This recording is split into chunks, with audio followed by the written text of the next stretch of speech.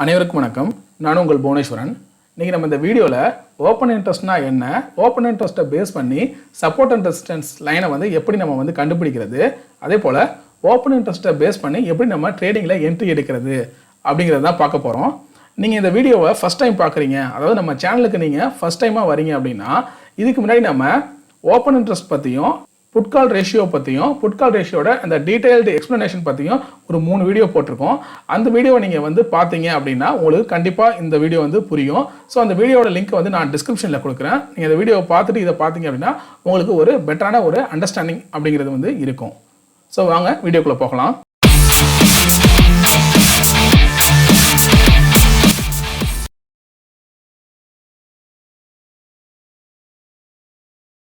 இப்போ நான் Nifty chart வச்சுருக்கேன். மார்க்கெட் பார்த்தீங்கன்னா 18,000 கிட்ட ட்ரேட் ஆகிட்டுருக்கு. இப்போ நம்ம என்எஸ்சியில் போயிட்டு ஓப்பன் இன்ட்ரெஸ்ட் பார்ப்போம். இப்போ நம்ம என்எஸ்சி வெப்சைட்டில் இருக்கேன். ஓகே, ஒரு தடவை ரெஃப்ரெஷ் பண்ணிக்கிறேன். சரியா? ஸோ மார்க்கெட்டோட இப்போ ஸ்பாட் காமிக்குது 18,006 அந்த லெவலில் காமிக்குது. இப்போ இதோட ஓப்பன் இன்ட்ரெஸ்ட் என்னென்னு பார்க்குறோம். 18,000 அட் த மணி ஸ்ட்ரைக் ப்ரைஸோட கால் ஆப்ஷன் ஓப்பன் இன்ட்ரெஸ்ட் பார்த்தீங்கன்னா 1,35,000 சம்திங் இருக்குது. அதே போல் புட் ஆப்ஷனோட ஓப்பன் இன்ட்ரெஸ்ட் பார்த்தீங்கன்னா 2,95,000 இருக்குது. ஸோ கால் ஆப்ஷனோட கம்பேர் பண்ணும்போது புட் ஆப்ஷனோட ஓப்பன் இன்ட்ரெஸ்ட், அந்த புட் ஆப்ஷன் கான்ட்ராக்டோட ஓப்பன் இன்ட்ரெஸ்ட் அப்படிங்கிறது பார்த்தீங்கன்னா ரொம்பவே அதிகமாக இருக்குது. பொதுவாகவே புட் ஆப்ஷனோட அந்த ஓப்பன் இன்ட்ரெஸ்ட் அதிகமாக இருந்துச்சுன்னா அது ஒரு நல்ல சப்போர்ட்டாக இருக்க போகுது அப்படின்னு தான் நம்ம நினைப்போம். ஏன் அப்படி நம்ம நினைக்கிறோம்? பொதுவாக ஆப்ஷன் செல்லரோட பாயிண்ட் ஆஃப் வியூலேருந்து நம்ம பார்ப்போம். ஒரு பர்டிகுலர் ஸ்ட்ரைக்கில் நிறைய கான்ட்ராக்ட் ரைட்டாக இருக்குது அப்படின்னா ஒன்று அது சப்போர்ட்டாவோ இல்லை ரெசிஸ்டன்ஸாவோ இருக்கும். சரியா? புட் ஆப்ஷனில் அதிகமாக அந்த கான்ட்ராக்ட் எழுதியிருந்தாங்கன்னா அது சப்போர்ட்டாக இருக்கும். கால் ஆப்ஷனில் அதிகமான கான்ட்ராக்ட் எழுதியிருந்தாங்க அப்படின்னா அது பார்த்தீங்கன்னா ரெசிஸ்டன்ஸாக இருக்கும். 18,100ஓட கால் ஆப்ஷன் ஓப்பன் இன்ட்ரெஸ்ட் பார்த்தீங்கன்னா 3 lakhsக்கு மேலே இருக்குது. அப்போ நம்ம அதில் என்ன புரிஞ்சுக்கலாம் அப்படின்னா 18,100 அப்படிங்கிறது பார்த்தீங்கன்னா ஒரு ஸ்ட்ராங் ரெசிஸ்டன்ஸ் அப்படின்னு தான் நம்ம புரிஞ்சுக்கணும். ஏன்னா இந்த கான்ட்ராக்ட்ஸ் எல்லாத்தையும் பார்த்தீங்கன்னா கிரியேட் பண்ணுறது ஆப்ஷன் செல்லர்ஸ் தான். ஆப்ஷன் செல்லர்ஸ் ஒரு இடத்த ஒரு லெவலை சப்போர்ட்டாவோ இல்லை ரெசிஸ்டன்ஸாவோ நினைக்கிறாங்க அப்படின்னா பல விதமான அனலைஸ்க்கு அப்புறம் தான் அந்த லெவலை சப்போர்ட்டாவோ இல்லை ரெசிஸ்டன்ஸாவோ நினைப்பாங்க. அதுக்கப்புறம் அந்த கான்ட்ராக்டை பில்டு பண்ணுவாங்க. நம்மளை மாதிரியான ரீட்டைல் ட்ரேடர் மாதிரி அவங்க கிடையாது. ஏன்னா அவங்கெல்லாம் பெரிய பெரிய கேபிட்டல் வச்சுக்கிட்டு பெரிய லெவலில் ட்ரேட் பண்ணுறவங்க. ஸோ அவங்க ஒரு இடத்த சப்போர்ட்டாவோ இல்லை ரெசிஸ்டன்ஸாவோ நினைக்கிறாங்க அப்படின்னா அதில் நிறைய அனலைஸ் பண்ணியிருக்காங்கன்னு அர்த்தம். அதனால தான் பார்த்தீங்கன்னா ஆப்ஷன்ஸ் ட்ரேடிங்கை பொறுத்த வரைக்கும் ஆப்ஷன் செல்லரோட பாயிண்ட் ஆஃப் வியூலேருந்து தான் நீங்கள் மார்க்கெட்டை பார்க்கணும் அப்படின்னு சொல்லுவாங்க. ஸோ இந்த ஓப்பன் இன்ட்ரெஸ்ட் மெத்தட் 100% ஒர்க் ஆகுமா அப்படின்னு கேட்டிங்கன்னா அதுதான் இல்லை. ஏன்னா அவங்க இப்போ ஆப்ஷன் செல்லர் பார்த்தீங்கன்னா அவங்க நினைக்கிறது எல்லாமே நடந்துடாது. சப்போஸ் அவங்க 18,000 ஒரு ஸ்ட்ராங் சப்போர்ட்னு நினைக்கிறாங்க, 18,100 ஒரு ஸ்ட்ராங் ரெசிஸ்டன்ஸ்னு நினைக்கிறாங்க. சப்போஸ் மார்க்கெட் 18,100 உடச்சிட்டு மேலே போனாலும் சரி, 18,000 பிரேக் பண்ணிட்டு கீழே போனாலும் சரி, உடனே அவங்க என்ன பண்ணுவாங்கன்னா அங்கே இருக்கிற கான்ட்ராக்ட் எல்லாத்தையுமே க்ளோஸ் பண்ணிட்டு புதுசாக வேற ஒரு ஸ்ட்ரைக் ப்ரைஸில் கான்ட்ராக்டை பில்டு பண்ணுவாங்க. சரியா? அப்போ ஓப்பன் இன்ட்ரெஸ்ட் மாறும். அதனால நம்ம அவங்களோட அந்த ஓப்பன் இன்ட்ரெஸ்ட் சேஞ்சஸ்க்கு தகுந்த மாதிரி உங்களோட கான்ட்ராக்டோட பொசிஷன், அதாவது உங்களோட ட்ரேடிங் பொசிஷனும் நீங்கள் மாற்றுற மாதிரி தான் இருக்கும். சரியா? இது கன்சிஸ்டண்ட்டாக ஒரே இடத்துல இருக்காது. அதுவும் எக்ஸ்பைரி டேயில் பார்த்தீங்கன்னா மாறிக்கிட்டே இருக்கும் இந்த ஓப்பன் இன்ட்ரெஸ்ட் அப்படிங்கிறது. இப்போது இன்றைக்கே பாருங்கள், இந்த டைமிங்கில் இப்படி இருக்குது. ஸோ ஆஃப்டர்நூன், அதாவது ஒரு 12 மணிக்கு மேலேயோ இல்லை 1 மணிக்கு மேலேயோ உங்களுக்கு நான் இந்த ஓப்பன் இன்ட்ரெஸ்ட்டை காமிக்கிறேன் பாருங்கள். சப்போஸ் மார்க்கெட் ஏதாச்சும் ஒரு லெவலை பிரேக் பண்ணுச்சுன்னா அப்படியே ஓப்பன் இன்ட்ரெஸ்ட் சேஞ்ச் ஆகிருக்கும்.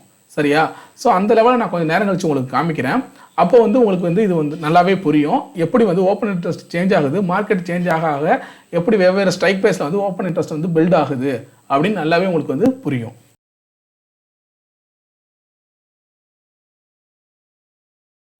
இப்போ டைம் பார்த்தீங்கன்னா 12:20 ஆக போகுது. மார்க்கெட் அந்த 18,000 இருக்கு இல்லையா, 18,000 ஸ்ட்ராங்காக பிரேக் பண்ணி கீழே வந்துருச்சு. இப்போ நம்ம ஆப்ஷன் செயினில் போயிட்டு செக் பண்ணி பார்க்கலாம். அதாவது 18,000 கால் ஆப்ஷன் புட் ஆப்ஷனோட ஓப்பன் இன்ட்ரெஸ்ட் சேஞ்ச் ஆகியிருக்கா இல்லையா அப்படிங்கிறத நம்ம இந்த ஆப்ஷன் செயினில் செக் பண்ணி பார்க்கலாம். இப்போ பாருங்கள், 18,000 அட் த மணி கிட்ட நம்ம பார்க்குறோம். சரியா? 18,000 கிட்ட மார்க்கெட் இருக்குது. இப்போ பாருங்கள், கால் ஆப்ஷன் பார்த்தீங்கன்னா 2,42,000 இருக்குது. புட் ஆப்ஷன் 2,23,000 இருக்குது. இதுக்கு முன்னாடி பார்த்தீங்கன்னா கால் ஆப்ஷன் 1,35,000 தான் இருந்துச்சு பார்த்தீங்களா. ஆனால் இப்போ இன்க்ரீஸ் ஆகிருக்கு. அதே போல் புட் ஆப்ஷன் பார்த்தீங்கன்னா கம்மியாக இருக்குது. 2,95,000 இருந்துச்சு. இப்போ பார்த்தீங்கன்னா 2,20,000 சம்திங் தான் இருக்குது. சரியா?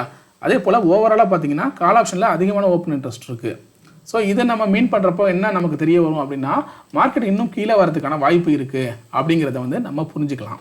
ஸோ ஓவராலாக இதில் இன்னொரு ப்ரெடிக்ஷன் நம்ம என்ன பண்ணலாம் அப்படின்னா 18,000 கிட்ட பார்த்தீங்கன்னா கால் ஆப்ஷனில் 2,42,000 இருக்குது, அதே போல் புட் ஆப்ஷனில் 2,23,000 இருக்குது. அப்போது இப்போ நம்ம இதை வச்சு நம்ம இப்போதைக்கு என்ன கணிக்கலாம் அப்படின்னா 18,000 கிட்டேயே மார்க்கெட்டை வந்து முடிக்க பார்க்குறாங்க. அதாவது நிறைய ஸ்ட்ராடில் வந்து கிரியேட் ஆகிருக்கும் சரியா 18,000 கிட்ட. அப்போ தான் பார்த்தீங்கன்னா சேமாக அந்த ஓப்பன் இன்ட்ரெஸ்ட் வந்து கிரியேட் ஆகிருக்கும். அப்போது 18,000 கிட்ட மார்க்கெட் முடியறதுக்கான வாய்ப்பு இருக்குன்னு நினச்சா மட்டும்தான் பார்த்தீங்கன்னா ரெண்டு பக்கமும் அதிகமான கான்ட்ராக்டை வந்து பில்டு பண்ணுவாங்க. அதில் இன்னொரு விஷயம் பாருங்கள், 18,100 ஆகட்டும், இல்லை 18,050, 18,150, 18,200 இது எல்லாமே அதிகமான ஓப்பன் இன்ட்ரெஸ்ட் இருக்குது. அப்போனா மார்க்கெட் இனிமேல் மேலே போகிறது, அதாவது 18,000க்கு மேலே போகிறதுக்கான வாய்ப்புங்கிறது கிடையவே கிடையாது. அதாவது 18,000க்கு மேலே போய் முடியவே முடியாது.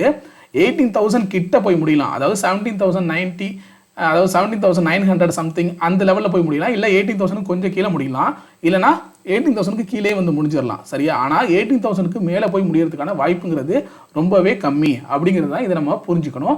ஸோ அதுக்கு தகுந்த மாதிரி நம்மளோட ட்ரேடிங் பொசிஷனுங்கிறது வந்து இனிமேல் இருக்கணும்.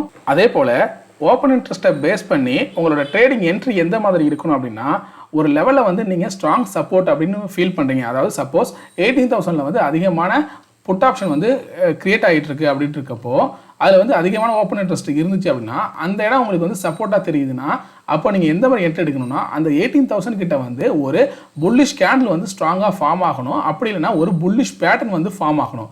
அப்போ தான் நீங்கள் அந்த இடத்துல வந்து என்ட்ரி எடுக்கணும், வித் ப்ராப்பரான ஸ்டாப் லாஸோட என்ட்ரி எடுக்கணும். சப்போஸ் கரெக்டாக மார்க்கெட் நீங்கள் நினச்ச மாதிரியே ஒரு அந்த சப்போர்ட்லேருந்து மேலே போணுச்சு அப்படின்னா நல்ல ஒரு மொமெண்டமில் உங்களுக்கு நல்ல ப்ராஃபிட் வரும்.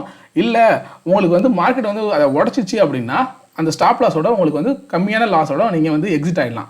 இதே சேம் தான் உங்களுக்கு வந்து ரெசிஸ்டன்ஸ். இப்போது இந்த ஆப்ஷன் செயினில் பாருங்கள், 18,100 கால் ஆப்ஷனில் 3,85,000 ஓப்பன் இன்ட்ரெஸ்ட் வந்து பில்ட் ஆயிருக்கு. அப்போது 18,100ங்கிறது வந்து ஸ்ட்ராங் ரெசிஸ்டன்ஸு. சப்போஸ் மார்க்கெட் வந்து 18,100 கிட்ட போகும்போது அந்த இடத்துல வந்து உங்களுக்கு ஸ்ட்ராங்கான ஒரு பியரிஷ் கேண்டில் ஃபார்ம் ஆனிச்சு, இல்லை ஒரு பியரிஷ் பேட்டர்ன் வந்து ஃபார்ம் ஆகுது அப்படின்னா நீங்கள் தாராளமாக வந்து ஒரு ஷார்ட் போகலாம். அதாவது நீங்கள் ஆப்ஷன் பையராக இருக்கீங்க அப்படிங்கிறப்போ ஒரு தாராளமாக ஒரு புட் ஆப்ஷனை பை பண்ணலாம், மார்க்கெட் வந்து திரும்ப ரிவல்ஸ் ஆகும் சரியா. ஸோ இந்த மாதிரி தான் உங்களோட என்ட்ரிங்கிறது வந்து ஆப்ஷன் ட்ரேடிங்கில் வந்து இருக்கணும். ப்ராப்பரான ஸ்டாப் லாஸோட நீங்கள் வந்து அந்த என்ட்ரியை வந்து எடுக்கணும். இந்த வீடியோ உங்களுக்கு பிடிச்சிருந்துச்சுன்னா லைக் பண்ணுங்கள், உங்கள் ஃப்ரெண்ட்ஸ்க்கும் ஷேர் பண்ணுங்கள். உங்களுக்கு ஏதாவது சந்தேகங்கள் இருந்தால் கமெண்ட் பண்ணுங்கள். மறக்காமல் சப்ஸ்கிரைப் பண்ணிடுங்க. தேங்க்யூ.